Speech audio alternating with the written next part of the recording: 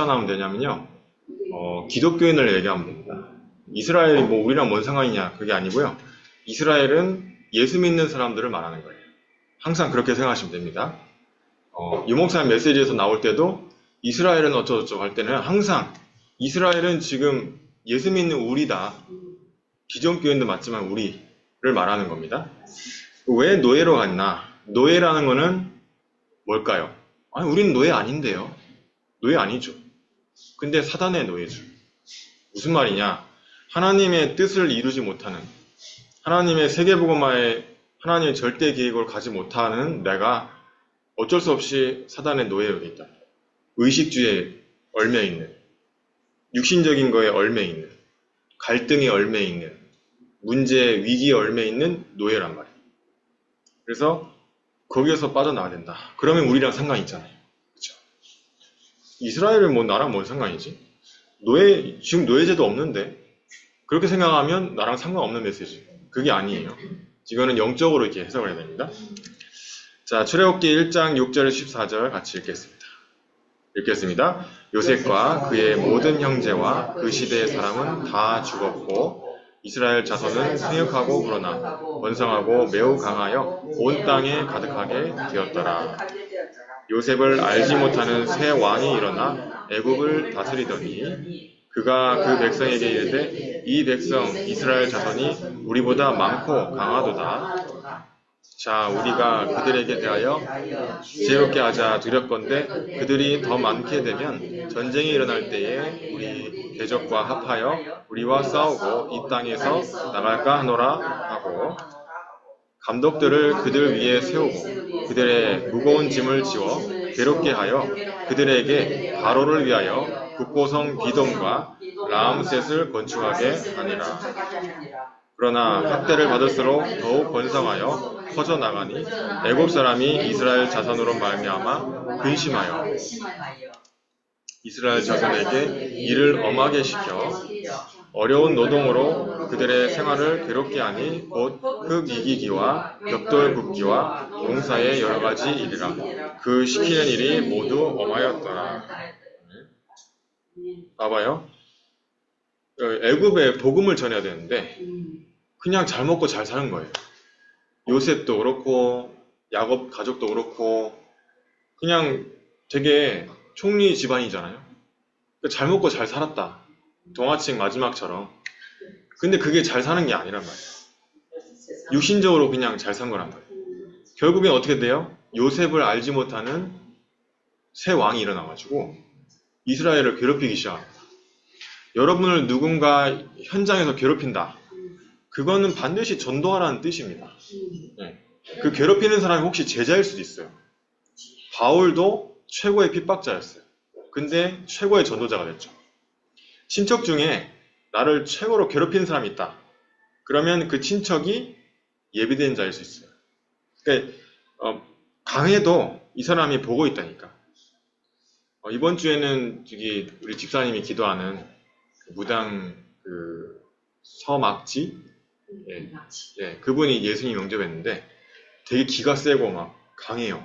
강한데 그 집사님한테 들어보니까 많이 힘들었다고 하더라고. 막 뒹굴고 막 귀신한테 막 시달려가지고 혼자서 왜 구산사에 있게 됐냐 그걸 들었는데 거기에 있어야지 살 수 있대요. 안 그러면 죽는데요. 네, 거기에서 그냥 영원히 살아야 되는 거예요. 절간 안에서. 불쌍한 거예요. 어째 보면 뭐라고 하냐면 내가 여기서 뭐 하고 있지 이런 생각을 하는데 신내림 받게 되면서 남편하고 생이별을 자식하고 인천에 있대요. 남편은. 근데 느껴지더래. 아, 내가 인천 가면서 남편하고 헤어지겠구나. 이게 또 신기가 오니까 이제 느껴지다고 하더라고요. 그러니까 얼마나 불행합니까? 가정도 없어졌지. 본인은 여기 지금 절간에 스님 하나 있었는데 스님은 작년에 돌아가셨고 그나마 지금 버티고 있는 거는 어려운 사람들이 오면 그 알아맞혀 주는 게 보람이 있다는 거예요. 네, 그걸 이제 치유라고 생각하는 거예요. 자기는. 그 사람들 나보다 더 힘드니까 내가 도와주는 거다. 근데 본인은 이렇게 힘들면서 신을 떼려고 여러 가지 일을 했더라고요. 근데 안 됐더라고. 근데 이제 제가 물어봤어요. 저보고 그러시더라고. 저도 헷갈리고 있다는 거라. 이 일을 가야 되는지 말아야 되는지. 솔직히 헷갈리거든요. 아니, 우리 부서에 램프들이 이렇게 막 부응이 안 되잖아요. 그리고 이제 뭐, 제가 뭐 이렇게 막, 뭐 교회가 되긴 한데, 뭔가 확, 이렇게 뭔가 하나의 응답이 안 보이잖아요. 저도 약간 헷갈린 거라. 이게 잘하고 있는 건지, 못하고 있는 건지, 내가 하는 거 아닌데. 근데 그러고 있는데, 이제 그걸 딱 알아맞추는 거예요. 이 무당이. 헷갈리네. 왜 이렇게 심성이 약해? 막 이러면서. 맞다고. 헷갈려가지고 내가 지금 현장에 왔다고. 성경에 보면, 이 귀신 들린 자에게 복음을 전할 때 예수 그리스도의 이름을 영접시킬 때 귀신이 떠나간다 했다. 성경에는. 그걸 내가 확인해야지 내가 확신이 들지. 그래서 내가 현장에 왔다 확인하려고. 보살님한테 내가 3분 정도 선물을 주고 싶은데 줄 수 있겠냐고 했더니 해보라는 거예요. 깜짝 놀랐어요. 안 들은다고 할 줄 알았거든. 그래가지고 이제 전했는데 예수님이 영접했어요. 근데 이제 뭐 예수님 영접하면 막 귀신이 떠나가든지 막 질성줄이 잘렸다 하든지 뭔가 이렇게 막 변화가 있어야 되잖아요. 저번에 영접한 무당도 그렇고 이 무당도 그렇고 영접은 따라 했는데 아무렇지도 않은 것 같은 거야. 그래서 내가 이렇게 속을 하다가 아니야. 고린도서 12장 3절 성령이 아니고는 예수를 주라 시인할 수 없어. 분명히 예수님을 시인했어. 예수님 내가 영접한다 했고 예수 그리스도의 이름으로 아멘 했어. 어느 날 이제 가볼 거야 계속. 둘 다 가볼 건데 신기 약해지겠죠. 이경영 원사님 말로는 3일마다 한 번씩 가봐야 된다고 그러더라고요. 근데 이제 다락방 한다고 이렇게 안 하니까 별로 가고 싶지가 않은 거야. 근데 이제 가긴 가야 되는데 오라고는 했지만 일주일에 한 번은 아니라고 했거든요. 근데 이제 전화번호 알려줬어요. 그래가지고 이제 커피 사들고 간다고 이렇게 했는데 기도하고 있습니다. 기도해 주시고. 그래서 이스라엘 민족이 왜 힘들게 됐냐? 전도를 못 해가지고. 그렇게 부산사에 그렇게 혼자 고생하고 있는 그런 저 영혼을 우리 집사님이니까 알았지. 그쵸? 누가 알겠냐? 누가 기도하겠냐? 저도 몰랐어요. 부산사에 스님이 있을 줄 알았지. 부산사에 무당이 있는 줄 몰랐죠. 스님은 돌아가셨대, 작년에. 그러니까 보세요. 이스라엘 민족이 번성했대. 전도가 안 되는데 기독교인이 지금 너무 많아요. 전도는 안 되는데 신학교는 너무 많아. 우리나라 입장에서 봤을 때 저 신학교 저거 왜 있지? 교회 왜 있지? 기독교인 저거 왜 교회 다니지? 이렇게 보인다니까. 그러니까 애국 사람 봤을 때 이 이스라엘 민족은 근심 걱정 대상이다. 이 대한민국 사회에서 봤을 때는 교회가 사회 문제라. 교회 역할을 못하니까 건물만 차지하지. 시끄럽기만 하지. 아무런 도움이 안 되는데 저게 왜 있지? 이렇게 된다니까. 그러니까 우리가 진짜 기도하고 말씀으로 힘얻어서 현장 살려야 될 이유입니다. 근데 지금 기존 교회는 그럴 힘이 없어요. 목사님들이 지금 편의점 하는 목사님만 두 명 봤어요. 이천에서. 그 GS24 한 명, 세븐일레븐 한 명. 복음을 전했는데 나중에 얘기하더라고, 목사라고. 이 목사님과 같은 신학교 나왔대요. 이 목사님 안 돼. 그래 인정하더라고. 지금 신학교가 많이 신학이 변질됐다고. 제가 얘기했어요. 여기 상주교회 다니는 어떤 집사한테 복음 전했는데 예수 그리스도 얘기했더니 그 정통교회를 가라면서 그런 얘기 안 들어봤다면서 이상하다면서 정통교회는 뭔 얘기 아니야. 우리 성경에 예수 그리스도 얘기하는 건데 지금 그렇게 돼 있다고 하니까 잠깐만요. 우리도 정통교회로 갑시다.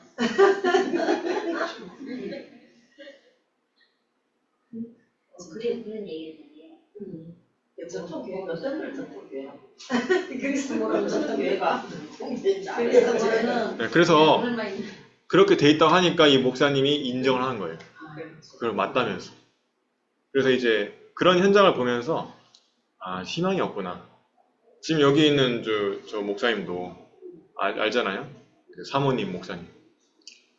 포도밭 가가지고 호텔 가가지고 벽지, 보배 이거 하고 있어요. 행복해한대 그걸로. 그 갯마을 그 호텔. 그러니까 뭐예요? 어쩔 수 없이. 물론 전도를 안 한다는 게 아니라 전도를 매일 나갔어요. 5년 동안. 안 되는 거예요. 그렇죠. 안 되고 여기 신장이 막 이렇게 기계 차고 있고 막 수술해가지고 그러고 있다니요. 지금 성도는 한 명도 없고.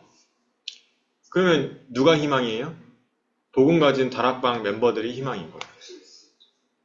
우리만 좋다, 너희들은 아니다 이 말이 아니더라고. 현장에 가서 확인해 보니까.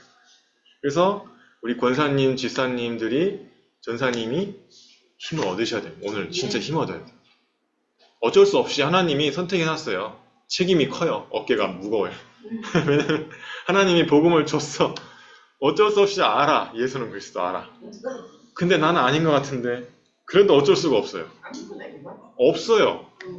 네. 자, 오늘은 조지 밀러라는 사람을 설명하려고 합니다. 이분은요, 1800년도 19세기 사람입니다. 이 사람을 얘기하게 된 계기는, 이 사람은 일단 소개를 하자면, 일생 동안 10,000명 넘는 고아들을 돌봤다. 이 1800년도 이 시기는 전쟁 또는 전쟁 이후 이 시기거든요. 1차 세계대전. 그래가지고 많은 그 고아들이 생겨났죠. 길거리에 나앉아 있는 고아들을 모았는데 그게 10,000명 넘은 거예요. 그 얘들 다 먹여야 되잖아요. 아침, 점심, 저녁. 그리고 공부도 가르쳐야 되잖아요. 그래가지고 117개 학교를 설립해가지고 고아가 아닌 사람도 와가지고 공부할 수 있도록 기독교 그 교육을 특히 12만 명 이상에게 1834년에는 기독교 학교들과 선교사님들을 줬고 성경책, 기독교 소책자 이걸 배포했어요. 이 사람은 직장이 없어요. 돈이 없는 사람이라. 근데 어떻게 이런 많은 일들을 했을까? 나중에 한번 보세요.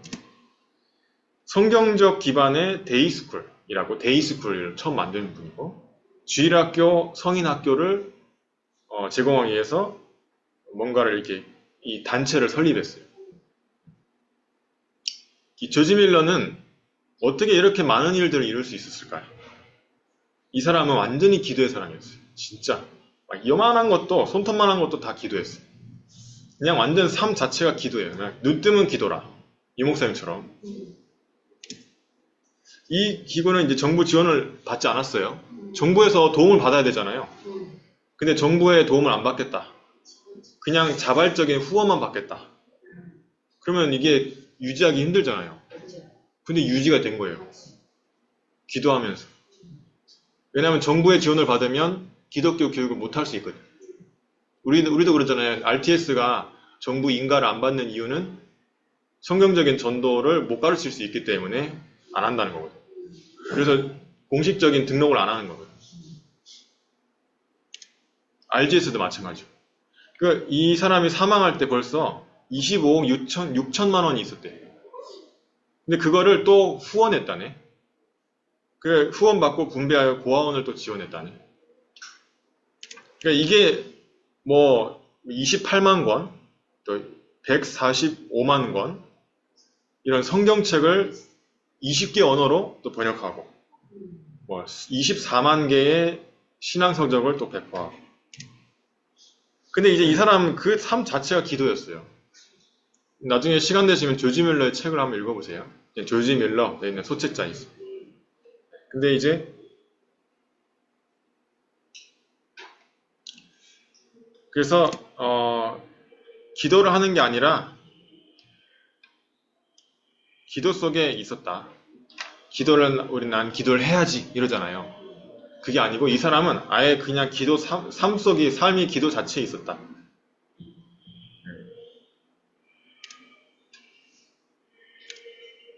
기도가 가장 편하고 행복해야 합니다. 저도 이걸 이제 도전하고 있는데요. 아마 이래서 이걸 도전하라고 하나님이 그렇게 하시는 것 같아요.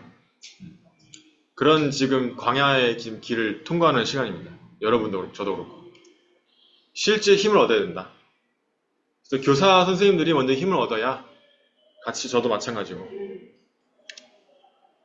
내가 기도를 하는 게 아니고 실제 내 삶이 기도 속에 있어야 된다. 지금도 기도하고 있어요. 지금도. 호흡을 길게 하면서. 그러면 말씀이 은혜가 되고 막 깨달아지고 이렇게 됩니다. 어떤 상황이든지 기도로 그 상황을 볼 수 있어요. 저는 그 무당 전도할 때 맨 처음에 엄청나게 기가 세더라고요. 막 집사님은 맨 처음에 먼저 앞에 앉으라는 거예요. 그러더니 막 집사님이 막 껌도 씹고 있지. 거기다가 막 집사님이 약간 막 껄렁껄렁하게 했거든요. 팔도 한 짝을 딱 걸치고 한 짝은 안 걸치고 약간 삐뚤하게 앉아가지고 했는데 막 무당이 이제 자기가 어떻게 보이냐, 자기가 어떻게 보이냐 했을 때 집사님이 불쌍하다고 그랬어요. 그러니까 이 사람이 열이 받아가지고 불쌍한 건 맞거든. 맞는데 이제 막 부엌 가가지고는 술을 한 잔을 갖고 오더니 얼굴에다가 뿜어버리는 거예요, 이걸. 입에 머금고는 얼굴에다가. 강 집사님 얼굴에다가 뿜어버리는 거예요. 2번이나. 깜짝 놀랐어요, 그때. 왜 그러세요? 막 그랬거든요. 네. 다 놀랐어요. 백경현 사모님도 놀래고, 막 박정은 사님도 놀래고. 그 상황에 계속 속으로 기도했어요. 이 서막지 무당의 역사는 흑암세를 예수 이름 떠나가지다. 이 시간 이 자리에 하나님 나라 임하게 없어. 천군천사를 파송하여 주옵소서. 그 상황 계속 기도했는데 결국에 어떻게 됐어요? 영적인 싸움 승리했어요. 계속 기도했어요. 막 심장이 쿵쿵쿵 떨리더라고요. 오늘 잘못 걸렸다. 어떻게 어디서부터 말을 꺼내야 될까? 이 사람은 완전 보통 사람이 아니에요. 저번에 무당은 좀 착하기라도 하지. 이 무당은 성깔이 어마어마해.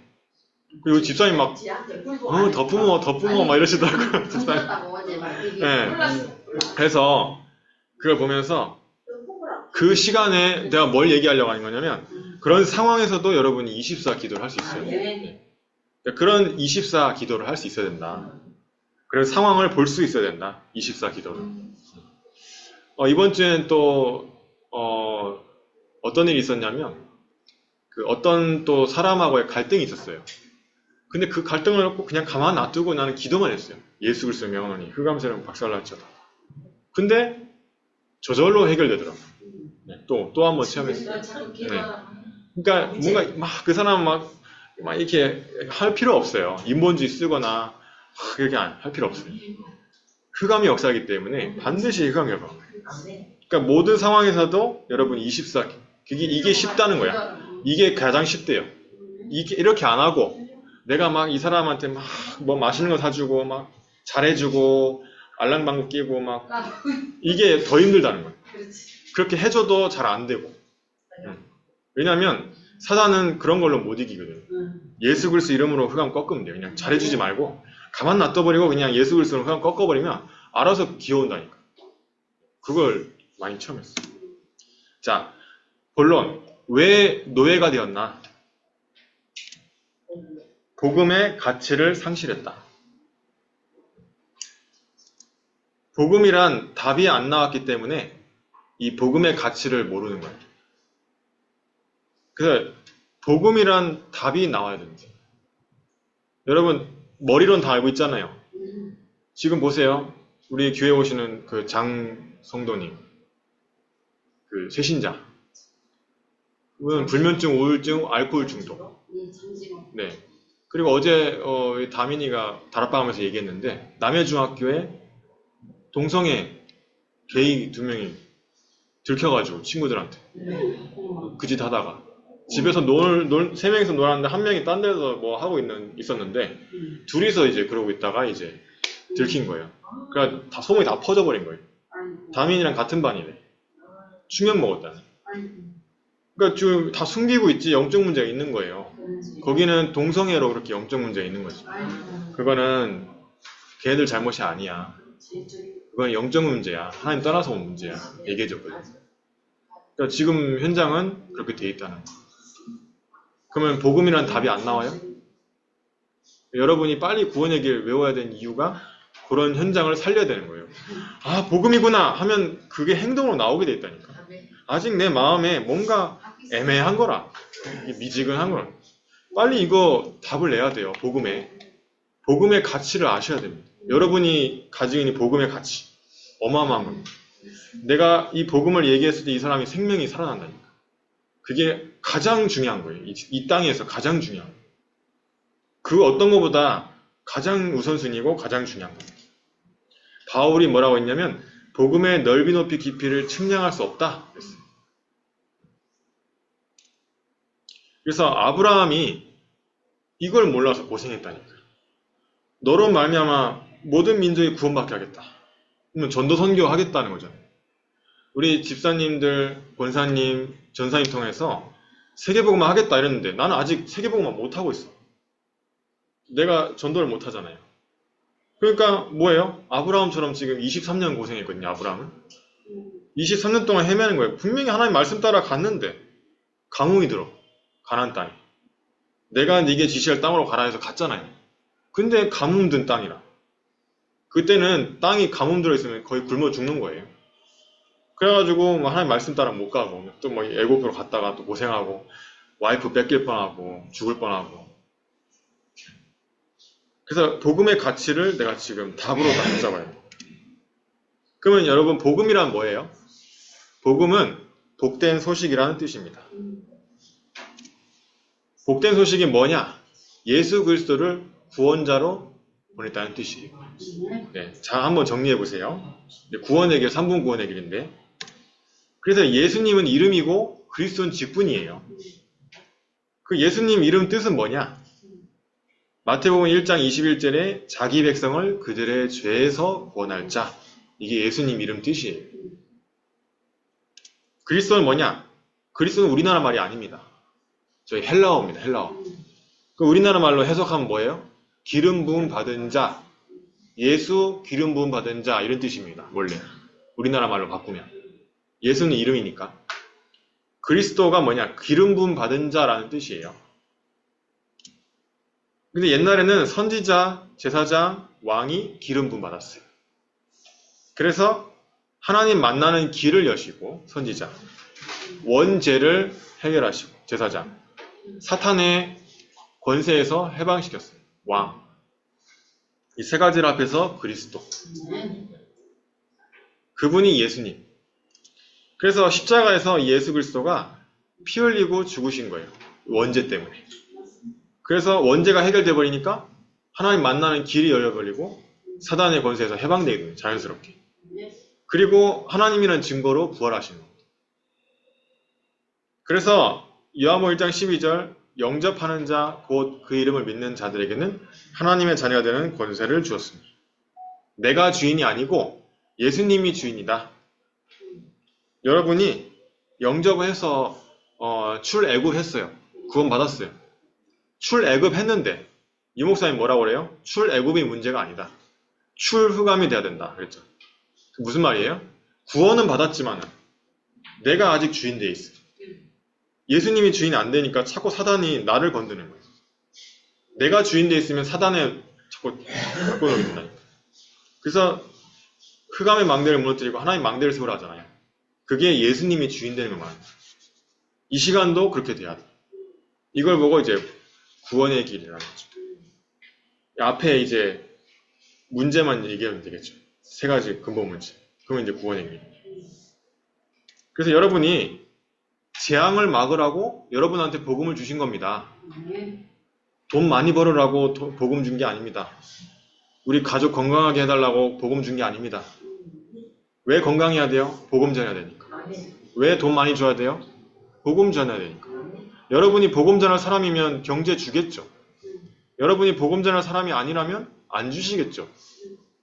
네, 내가 복음 전할 사람이 맞냐를 빨리 확인해야 됩니다. 빨리 그렇게 바꿔버려요. 나를. 그냥 오늘 당장 결단하시는 거예요. 항상 매일 구원의 길을 나에게 선포하세요.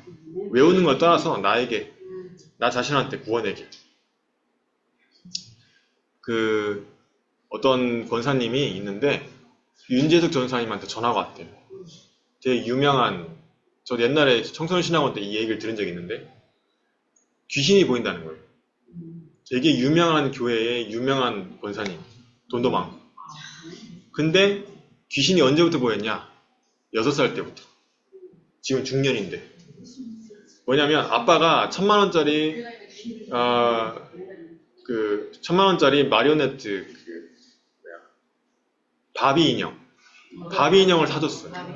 근데 이 바비 인형이 밤에 움직이는 거라. 밤에 대화하고 자기랑. 밤새도록 하니까 잠을 못 자잖아요. 그러니까 이 까칠해가지고 아빠가 니 왜 밥도 안 먹고 낮에 조냐 했더니 하는 말, 바위 인형이 움직인다는 거야.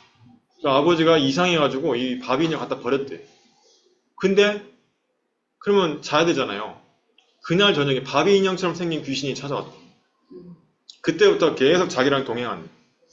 내가 초등학생이면 바위 인형 이 귀신도 초등학생. 내가 중학생이면 얘도 중학생. 고등학생, 중년이니까 또 중년으로 돼 있다는 거야. 지금도 윤재 전사님 전화 통화원이 옆에 있대. 근데 안 없어진대요. 예수님 영접했을 때 잠깐 없어졌다가 계속 있대. 예수님 영접해도 이 무당 출신이었던 사람들은 뭐가 보이기도 하고 그런가 봐요. 냄새도 난다 하고. 그런 사람 많이 있어요. 네. 그래서 11시 다락방도 그 지금 강원도에 귀신이 보인다는 분 또 참석하고 있거든요. 네, 그러니까 완전히 그리스도로 내가 구원은 받았어요.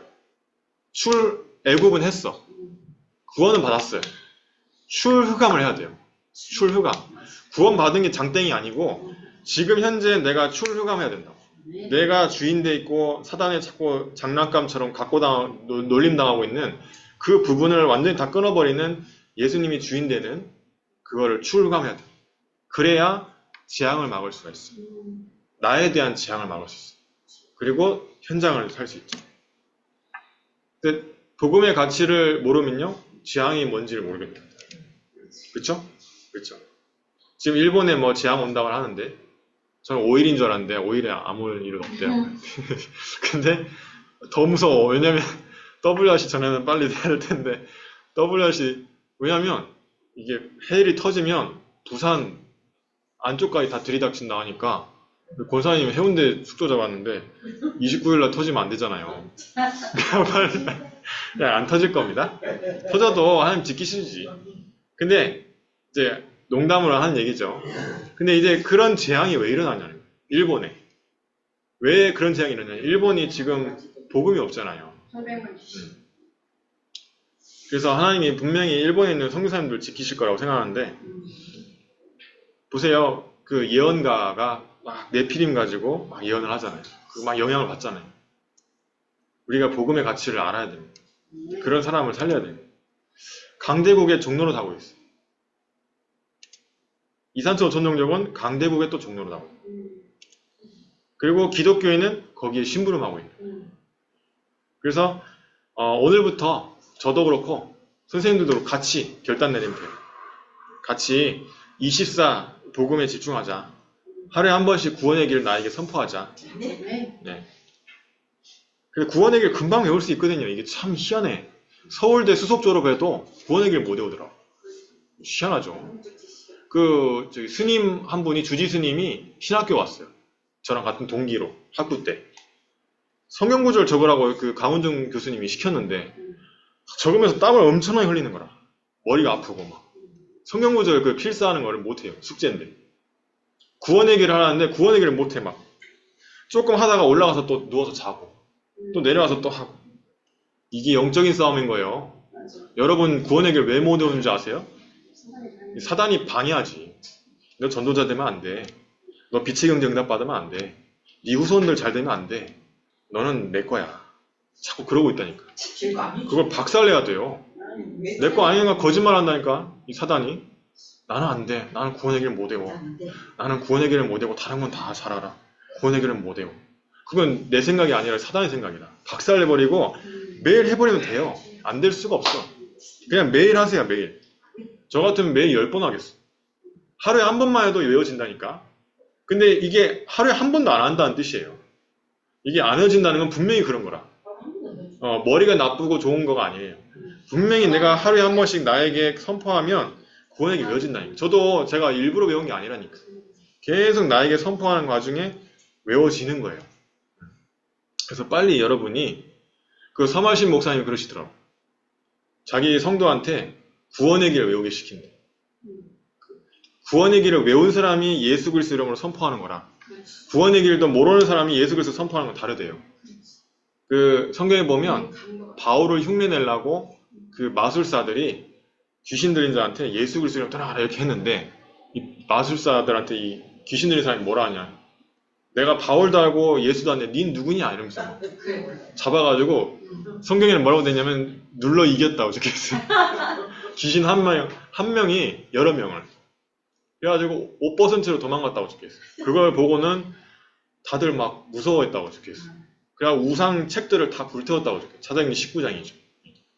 그러니까 서마신 교수님은 이런데 누가 막 남편하고 이혼한 일이 생겼다. 그러면 그 부인이 막 그런 얘기를 했다.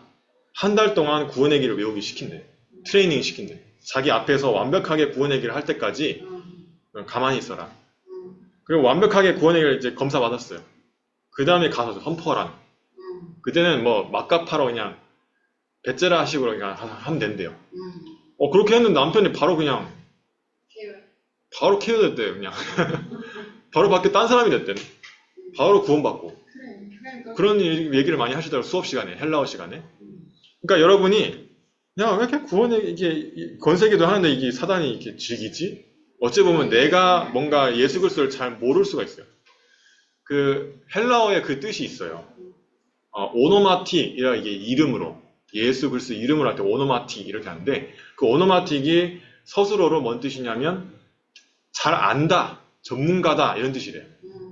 그럼 예수 그리스도를 내가 잘 아는 그 명하노니 떠나가라 이렇게 돼야 되는데 이게 안 되면 안 되는 거예요. 그러니까 구원의 길을 내가 완벽하게 소화를 하고 선포하는 거라 내가 대충 알고 잘 모르고 애매하고 내가 말을 못하면서 구원의 이 예수 그리스도의 명하노니 떠나가라 하는 거랑 다르다는 거예요. 파워가 달라요. 파워가. 옛날에 저희 아버지가 귀신 들린 자 이제 집에 가게 된 거예요. 여전도사 2명이 제가 이름은 얘기 안 하는데 되게 웃겨가지고 그 전날에 원래 뭘 미리 가보거든 그 집에. 대판 머리 잡히고 그 엄마랑 이 여전도사 2명 전사님 2명이랑 대판 두드려 맞고 온 거예요. 그 딸 귀신 들린 딸한테 3명이 두드려 맞은 거예요. 1명한테. 그것도 어린 딸인데. 그래가지고 그 다음날 이제 엘리베이터 내려야 되잖아요. 이게 열려면. 내려가지고 이렇게 에스코트를 원래 하는데 왼쪽 집인지 오쪽 집인지 모르잖아요. 안 내리고 저 엘리베이터에 있더래. 2분 전사님이. 이상하다. 오늘따라 왜 저러냐. 이러고 이제 아버지는 내렸대.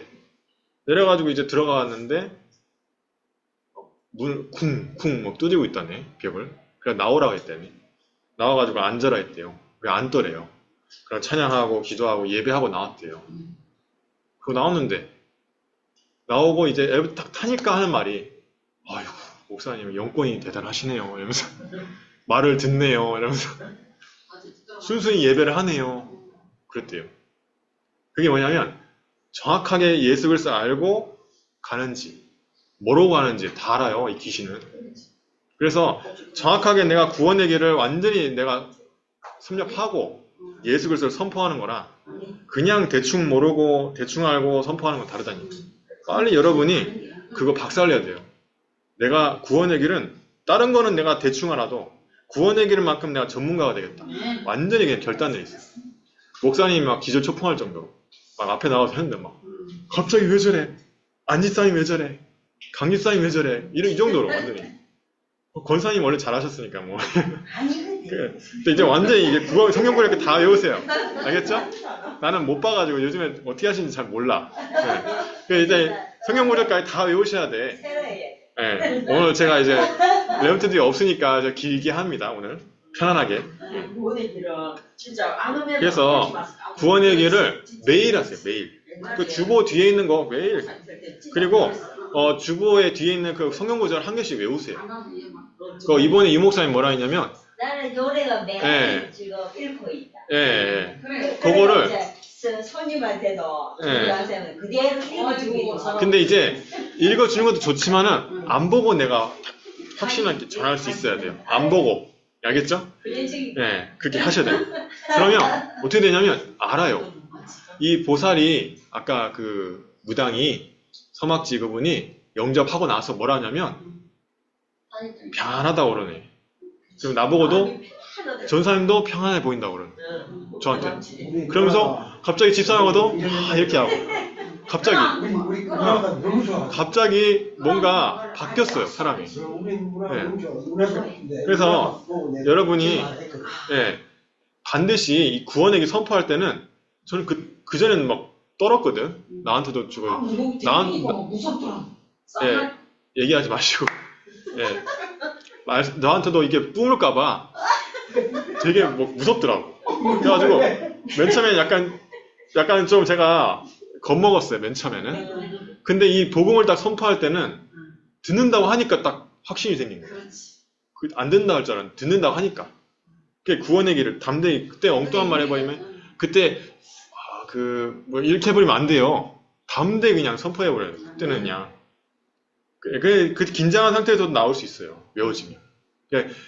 3분 구원의 길을 했거든 그때.